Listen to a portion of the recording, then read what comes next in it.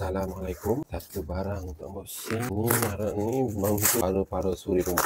Ni free gift dia. Cleaning solution daripada Winbot EcoVax. Ini alat dia.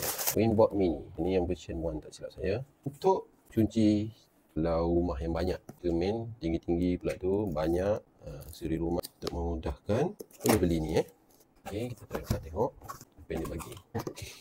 Ni peralatan kecil comel. Ini dia punya mop. Dia ada bagi extra.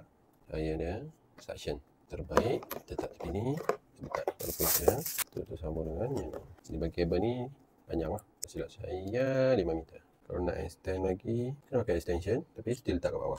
Ni dah cukup panjang. Ni safety, tali safety. Kita ukur, kita boleh sangkut ke atas kat mana-mana safety supaya dia jatuh tu lepasi. Contohnya kita belikkan tali lansir, besi lansir. Okay? Untuk safety, kalau lah dia suction dia problem tapi dia ada battery backup dia. So, kita takut failure.